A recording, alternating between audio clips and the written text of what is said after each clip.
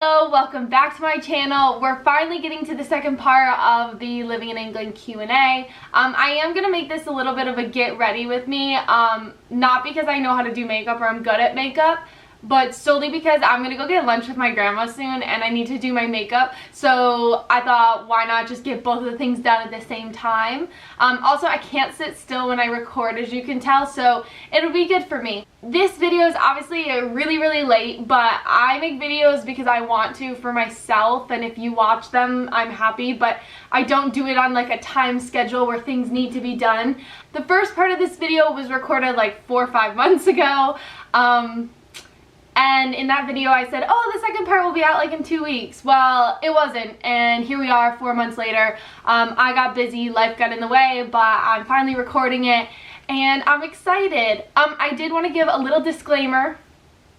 These are my opinions, so kind of take them with a grain of salt. You know, my opinions don't represent everybody. It's just me, how I feel, and yeah, like, don't take this seriously. This is literally for fun. Okay, but I hope you enjoy it, and let's get started. Okay, so the first question is, any other places you've lived other than Leicester, and how does it compare to Leicester? Great question. I have only lived in Leicester in upstate New York, so I travel a lot, but I'm not, you know, I haven't lived everywhere. I'm planning on living in other countries. You know, I want to go to Spain, teach English. I've got a lot of big plans, but I've only lived in Leicester in upstate New York so far. I really love living in Leicester. Where I live in upstate New York, it's more of like suburbs, town, so I don't live in a city, and so living in Leicester is really cool because I've never lived in a city before. I love the fact that everything is just kind of right there, like how close everything is. I like the walking culture a lot in England. In America, I think I've said this before in other videos, I don't walk, I literally drive everywhere. So I like the fact in England I can walk, but I'm just happy in England right now, so that's where I'm gonna stay. But yeah, I've traveled loads, but I haven't lived in many other countries. And I feel a lot safer in England than I do in America. You know, the whole guns thing, but that's a whole nother topic. We're not gonna get into it. The second question is rate fish and chips. Great question. I love food.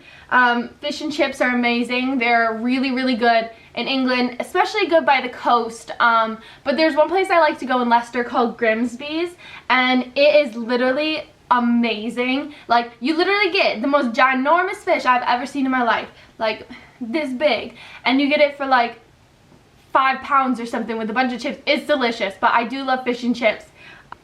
The next question is, won't you miss your mom when you go back?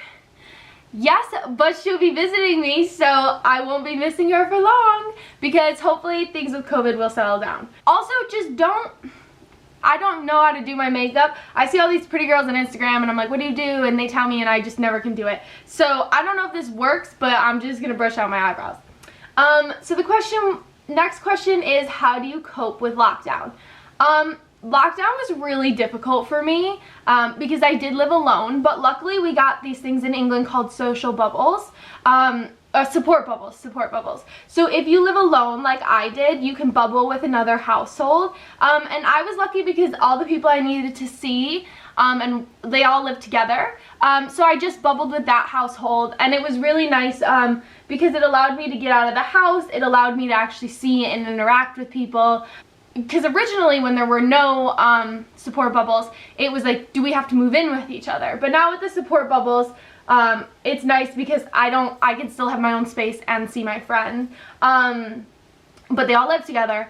But other than that, honestly, my support bubble and we just played cards every night. We'd have a couple drinks, play some cards, talk to each other.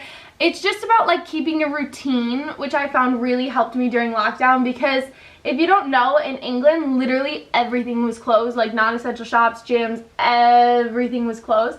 So it really helped that we kept a routine, you know, and I would go to my support bubble, we'd have dinner together, and we would play cards, and that was really good. That helped me cope. I would say gym, but like I don't work out, but that would probably be a good way if you did work out to help you cope with lockdown. Okay, so the next question is your McDonald's the same? It's not. I don't get McDonald's in the US. Really, I don't really like it. In England, it's quite good. You know, Mackey's is like, you get drunk, you get some Mackey's. They have like these amazing McFlurries I always get with my friend Michael. They had like a Cadbury caramel McFlurry. Oh my god, it was literally amazing.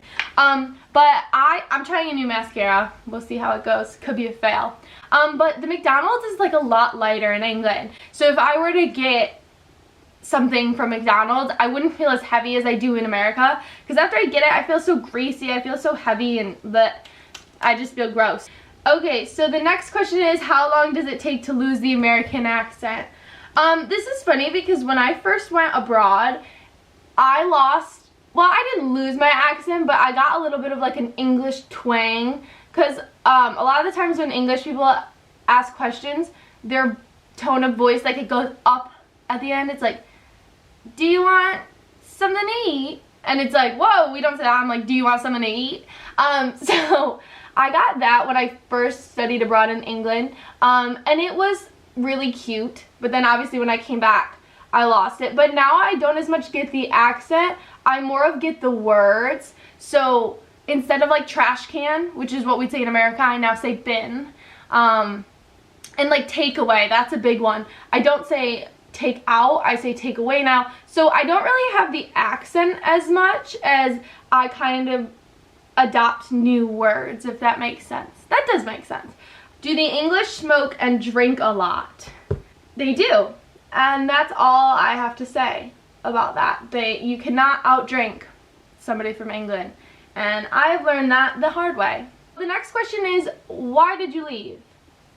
I am only leaving temporarily.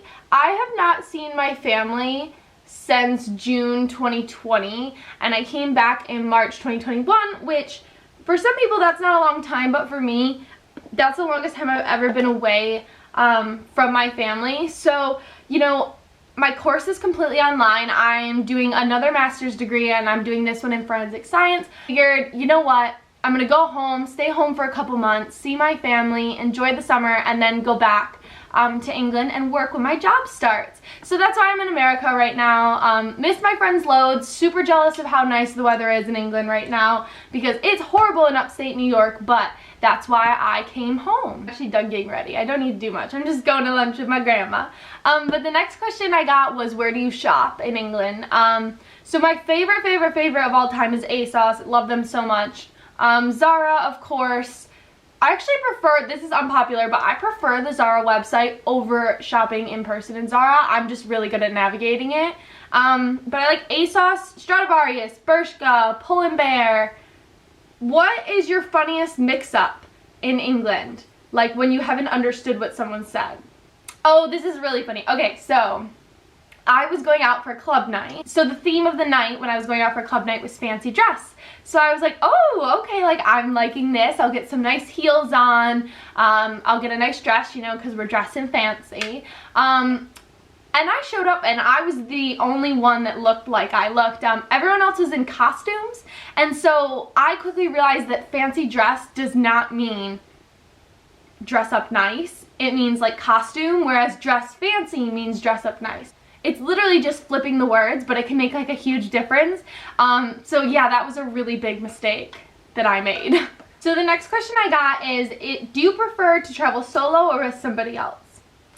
I've actually never really traveled solo. I've just traveled from New York to England, just to kind of get there. But I've never really traveled, taken a trip, a holiday, solo. I'm a little afraid too. I like to be with people, I like to talk to people, and then there's that whole other issue of being a woman in another country completely alone. You never know. So I prefer group trips, not just because I don't like being alone, but it's so much fun when you can do activities with people, share memories, and also when I travel, I have a set list of things I like to do, but when you travel with someone else, they might have different ideas of things to do, which you would never have thought of, and they end up being so much fun and so interesting. So I love traveling with people, and if you want to book a trip, just let me know. So thanks for watching my video and the mini get ready with me. Please do not take any makeup tips from me because I have no idea what I'm doing, and I'll probably make you look worse if you follow my makeup tips. I hope you enjoyed it, and maybe stay tuned for another one. And yeah, goodbye.